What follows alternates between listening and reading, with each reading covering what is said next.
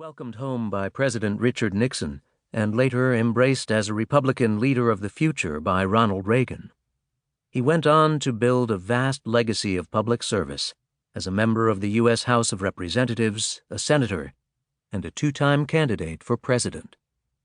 At his funeral in Washington, D.C., John was celebrated and mourned by a bipartisan crowd of government leaders, foreign heads of state, and millions of Americans who watched and listened nationwide. In one epic life, former President George W. Bush told the mourners, was written the courage and greatness of our country.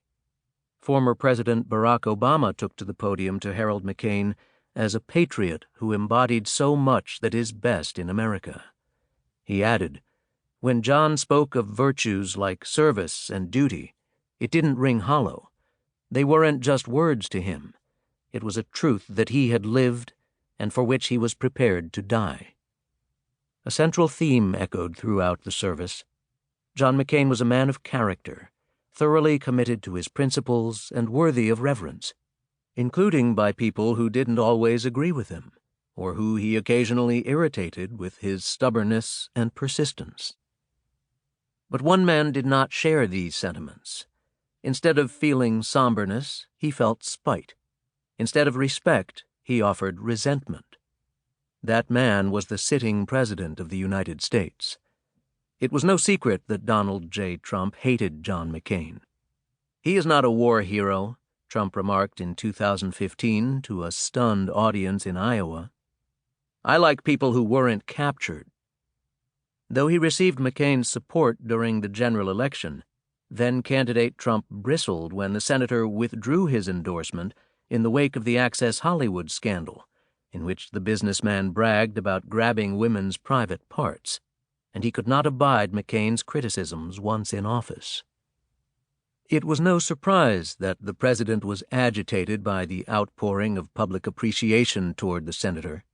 He is flustered whenever the spotlight shifts away from him, but especially if it moves toward a perceived rival, even a deceased one. What was surprising was the lengths to which he would go to settle the score.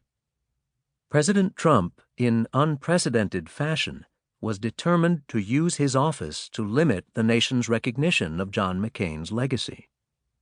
After being lowered briefly on the day of the senator's death, the American flag atop the White House was raised the next evening.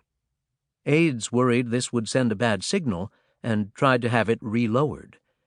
White House senior advisers implored President Trump to issue a proclamation for flags at all federal office buildings to remain at half-staff.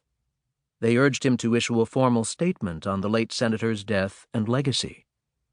These few gestures are standard protocol by any president when a distinguished senator dies, regardless of their party, as a sign of respect for the office and a demonstration that some things come ahead of partisanship. President Trump rebuffed each request. In fact, he wanted all government buildings to hoist their flags back up. Members of the staff were dumbfounded.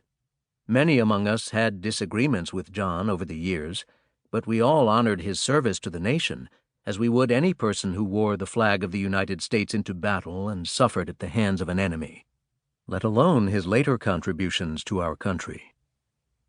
The standoff was broken not by a change of heart, but by public pressure. President Trump faced withering criticism for withholding support for McCain. Internally, the temperature was rising. After frantic pleas from the communications team and increasingly bad television coverage, the president finally relented and allowed for a short statement to be drafted and for a proclamation to be issued. He also allowed administration surrogates to attend memorial services in his place. The flags, which by then most agencies had put at half-staff anyway, instead of waiting longer for a presidential order, were finally lowered everywhere. Less than 2 years into the Trump administration, this episode was almost unremarkable. By then, Americans had grown accustomed to the president's pettiness, and they were numb to the endless controversies. Most probably tried to look the other way. But I couldn't. I'd spent enough time watching one pointless indignity after another. This one targeted